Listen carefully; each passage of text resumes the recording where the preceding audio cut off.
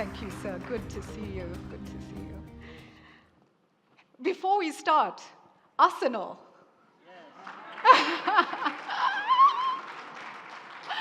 How are you feeling? Yes, feeling good. You're feeling good. You're feeling good. You know, you saw this early. I saw it coming. You saw it coming. What did you see? Take us through this journey. And it's been sport generally. It's even been in you understanding the importance of the ecosystem outside of Africa to draw people into Africa, number one. And then, of course, you've done everything you've done here in Rwanda. What did you see and why was it important? Well, first of all, sports of different kind is important in as far as it attracts people. People feel good about it. They are part of it. The talent is drawn into all that. And then it goes wider into a society that benefits from it. Now you can see how sports is not just about talent and how it plays out. It's also growing in a much wider sense that it requires investment to develop that talent far and wide. And then it benefits also those who invest their money and their time. So Rwanda has been a host, primary host location for BAL for quite a while now. As we look forward and the investors are sitting in this room and they're asking themselves, why should we bank on this? Why should we lean in? What is the plan? What should they know about the strategy? Well, the strategy is such that it proves itself. We thought about investing in this area of sports and associated areas. In the end, as time passes, the benefits come out and the people see, and so to speak, there has been a proof of concept and strategy itself that things invested in this manner will definitely benefit the talent, countries, societies. So you need to start doing it, and then people will see it, and they will understand what it means, and they will also find a connection with that. Right. And it's everything from well-being, sport, actually young people having the vision, getting into the sport. It's the tourism. And we've seen the example in the tour we did yesterday really showed us the ecosystem, the power of the ecosystem. It's really everything. It's also the consumer experience. You know, it attracts even people who originally were not so attracted to any sport will find other things around the sport that they connect with, and then eventually may connect with the sport. So it's a much broader thing that benefits society. It's part of life that we live in every day. You find events associated with that. There's entertainment, there are different things. All this is about what people come to enjoy in the end. You've been rallying other African presidents as well, explaining the importance of this. What are they saying back to you? Well, it's not so much, as I said, we started something here with the different partners, a number of them who were you invited to stand to be recognized by the audience, which is the right thing, because we have not done it alone, we couldn't do it alone. Even the idea itself, the origin of it, came with the partnerships we have forged with the different people across the world. And so when we invested, as I said, we wanted to first benefit from that ourselves. Second, we also wanted to tell our brothers and sisters across the continent by seeing what we are doing, but more so by what is being generated from that. They can also do it and maybe do it better. And above all, when countries come together, when leagues come together, when people come together, the benefits are multiplied by a much bigger factor. You don't want to have such a good thing isolated in one region or one country and then another. So the more people that work together, come together, it forms a much, if you will, in business, it forms a much bigger market that makes sense of everything you are doing. Absolutely. The boats rise together, but also the economic value increases and the There's no opportunity question about increases. that. Fantastic. I want to come to the floor and take maybe 2 to 3 questions or comments. And I'm going to start. I see you. Acha, you see your hand, please. If there's a mic over there, and I see a hand at the back as well, we can take those 2 first. Thank you so much. Gentleman standing right there. Please introduce yourself for the few who don't know you. Thank you, Julie. Good morning, everybody, and great to be here. Acha Leke, I'm a senior partner and chairman of McKinsey Africa. I do have a question for you, Your Excellency, building on this last conversation you're having with Julie. Because as she said, you were clearly a visionary where you saw sort of the impact of sports, not just as an engine of entertainment, but as an engine of economic growth for your country. And I remember sort of 10 years ago, 8 years ago, when you started even with the deal with Arsenal, people questioned, did it make sense to spend that kind of money?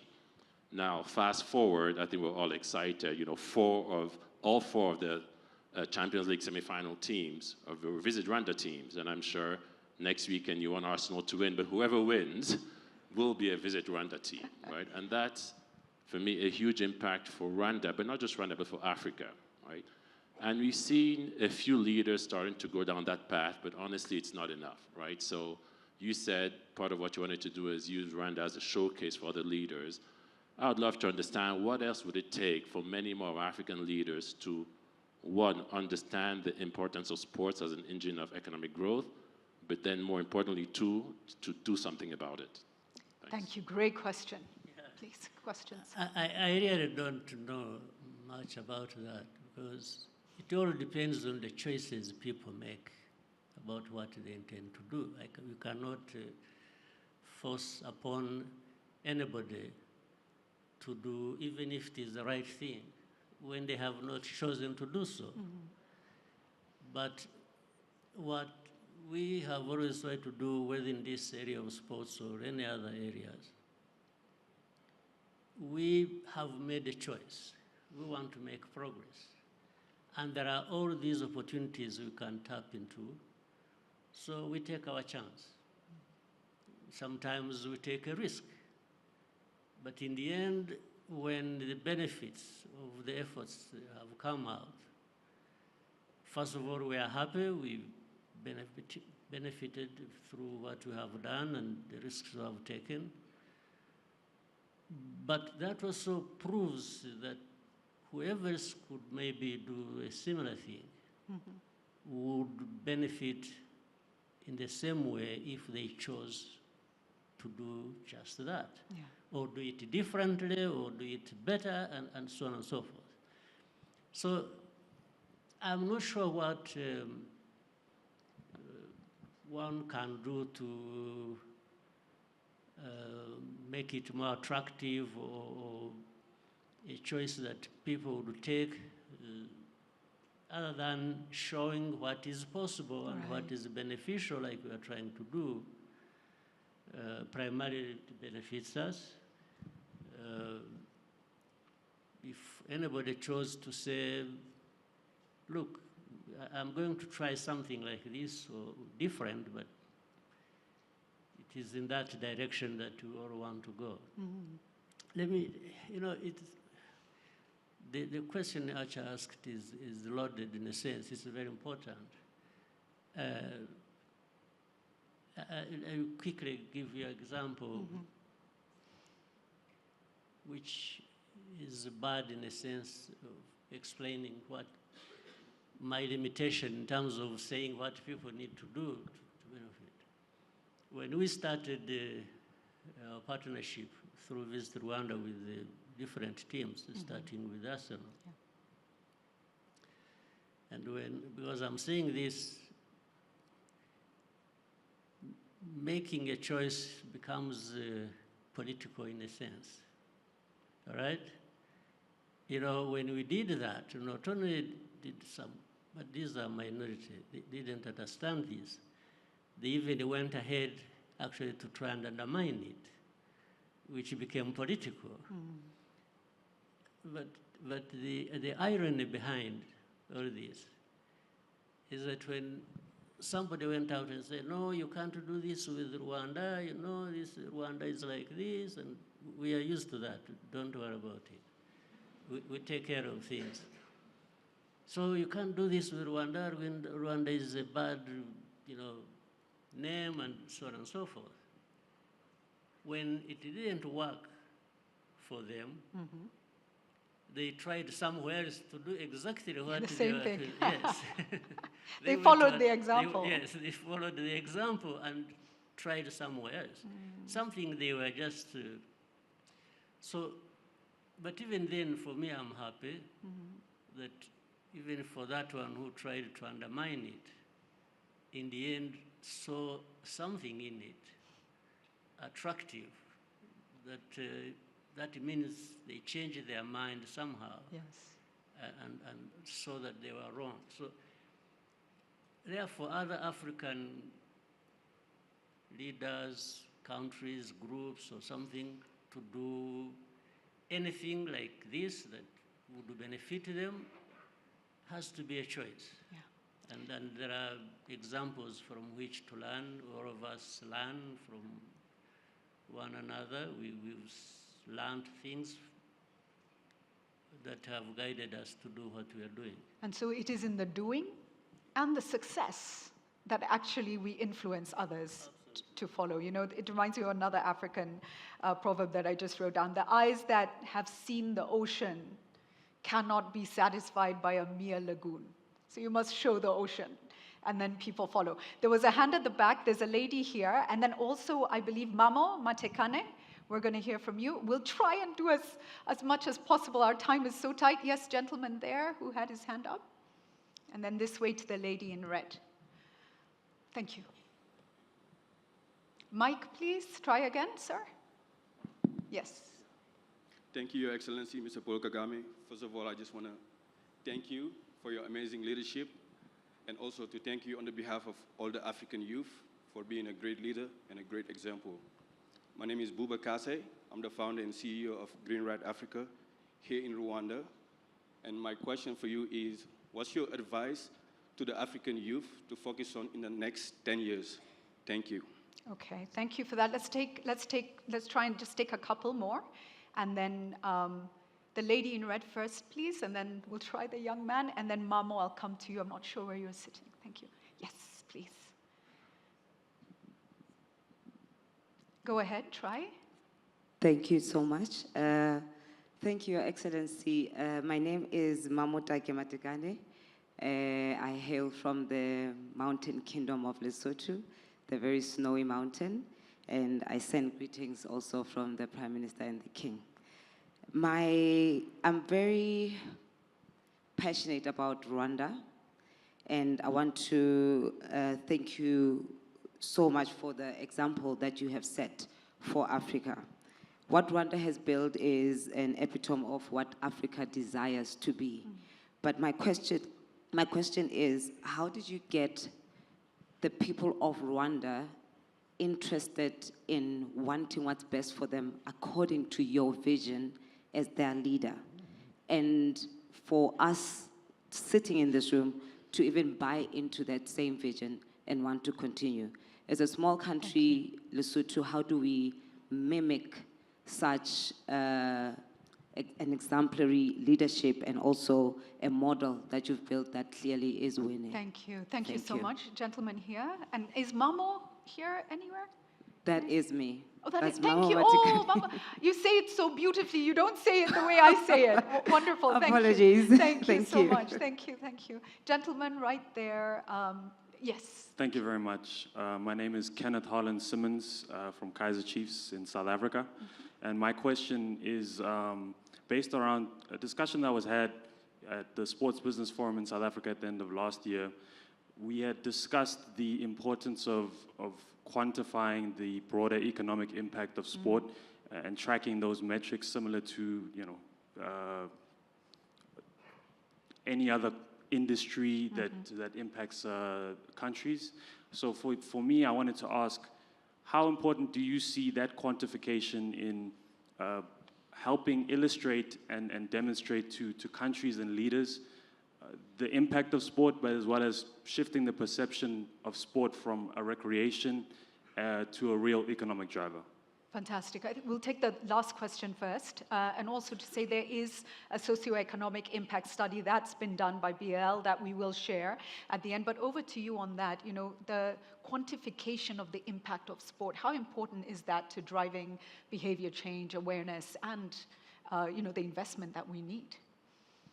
Yeah, it has a huge impact. First of all, there is a level of imparting this certain level of discipline in people's ways of life and thinking. Sport does that. And like in our case, it brings people together. With our history, tragic history, I'll come to that even later, how the tragedy has had a kind of silver lining in a sense. So people come together when teams are formed, and people hardly go into the grounds or know which tribe, which language, which religion, which this, and then they become a team. In fact, that cascades into other areas. So it unifies. Sports necessarily unifies people. So that is very important. So in this case, for Rwanda's case, which we have seen a lot of benefits, we can see how it has increased numbers in tourism. People want to come to Rwanda. People come for conferences. They come for, indeed, events like this. And when the competitions are happening, people want to come and be part of that. So certainly these activities are very attractive, and you can easily quantify the benefits in many ways, some tangible and others very intangible. Let's come to the other two questions briefly. And, Mamo, and to the young man as well, we could go into that discussion, on Africa, the message to young Africans, and talk for all day. But briefly, what is your message to the African youth? And for Mamo, this, how Lesotho and other countries can take this example and take the vision that you've built. What's the advice you'd give on how we share visions and go in the same direction? And maybe Africa needs that so desperately right now. Yeah, but start with the youth. I think the message is simple.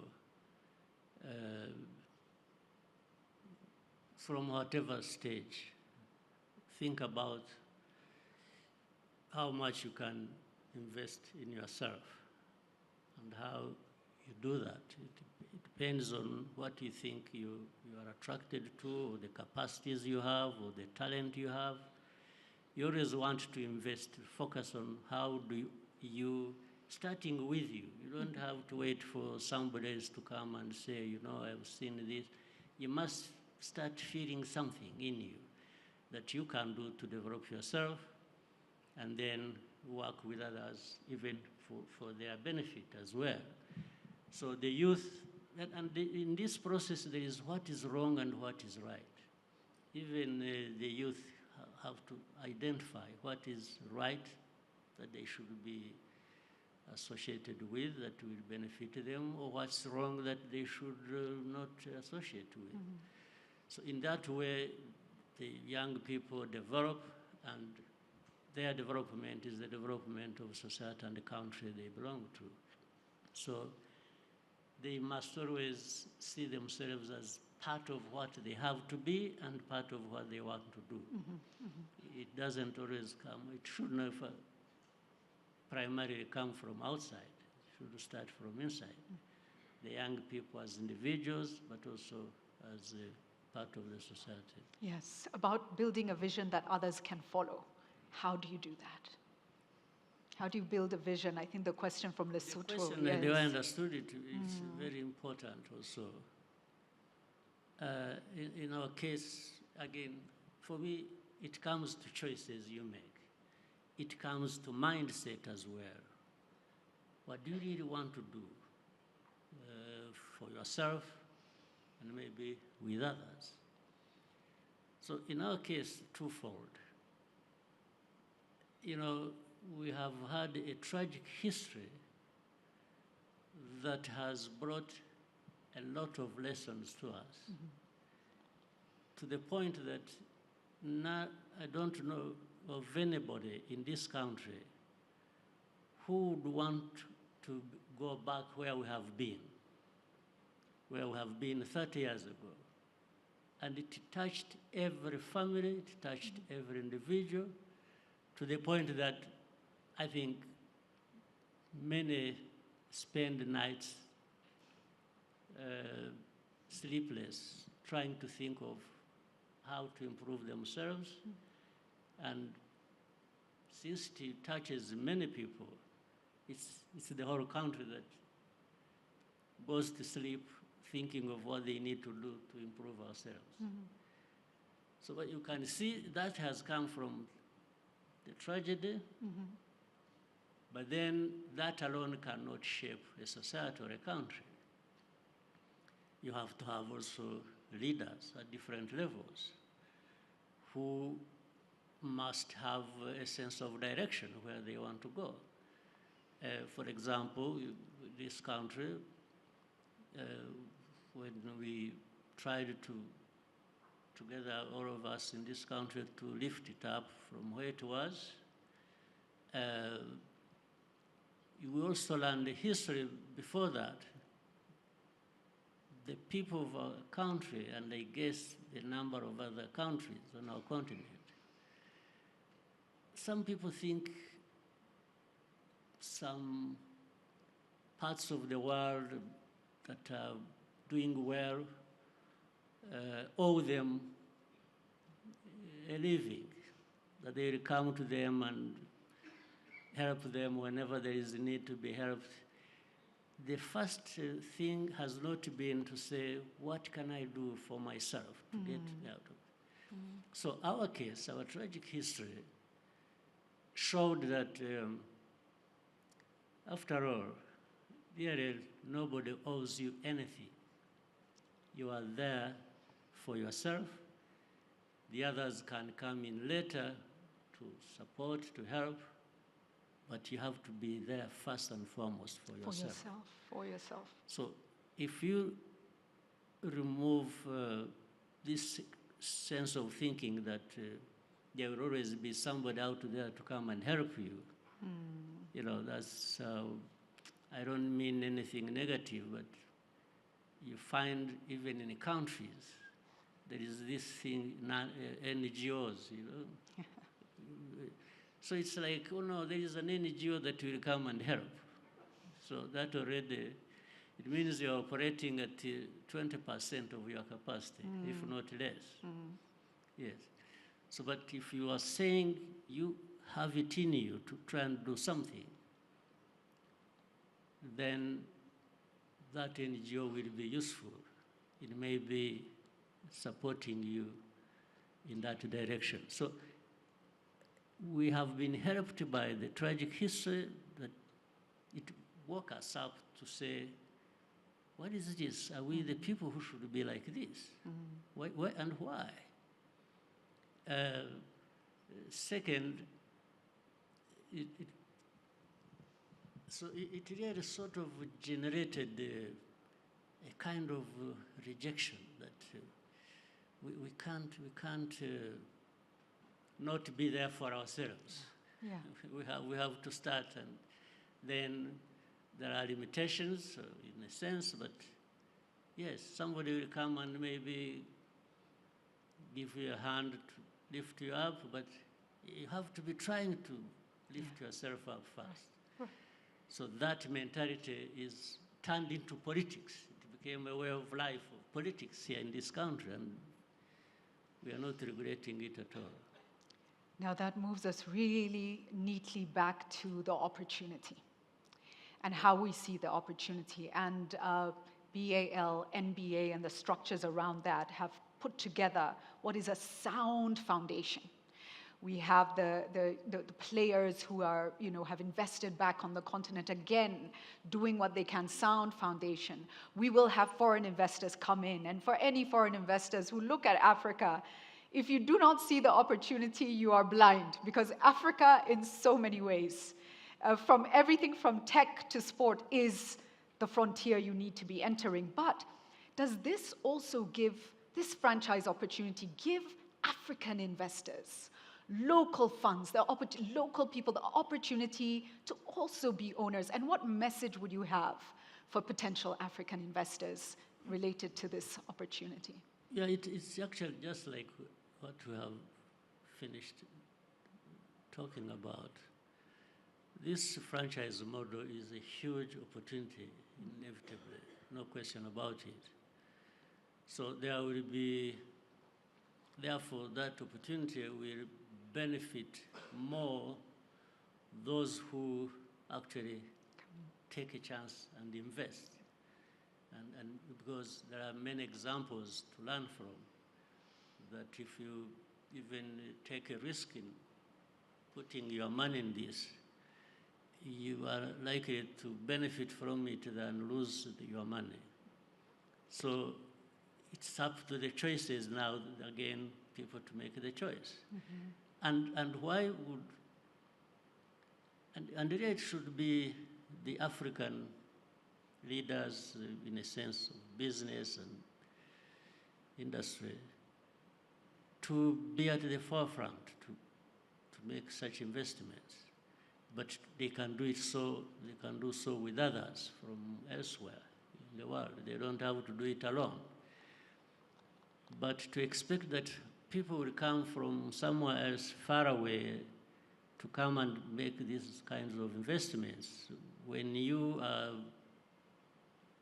look like you're not interested, I think it does a bit of injustice to everything.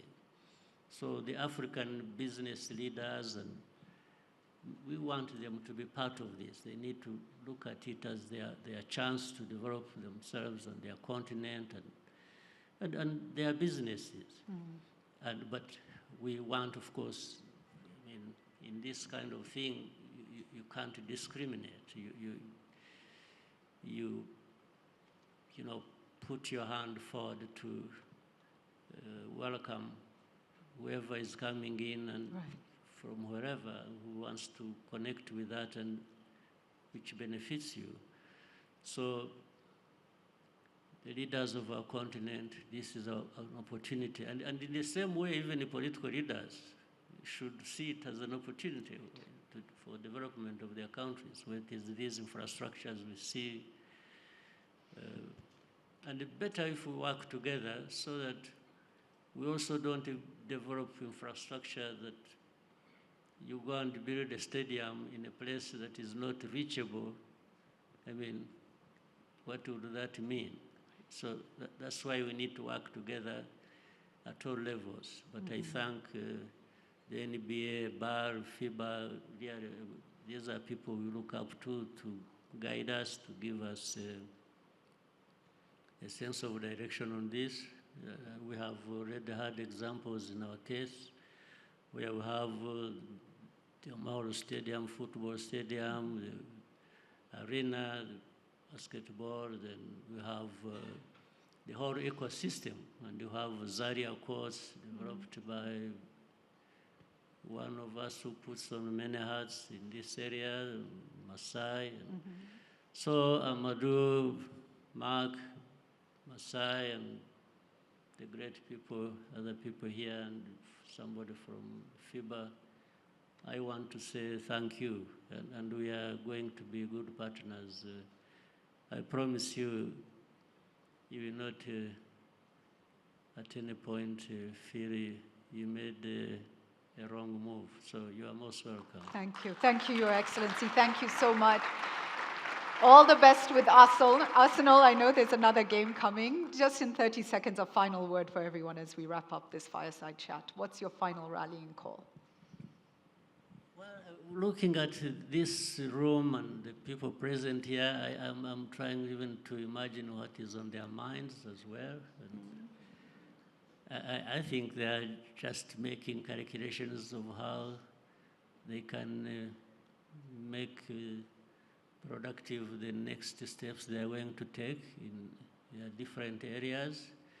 And I'm just saying, again, as an example of our country, if we have come from the, I have been telling our people here, in our case, we sunk to the lowest point ever a human being or a country has sunk to.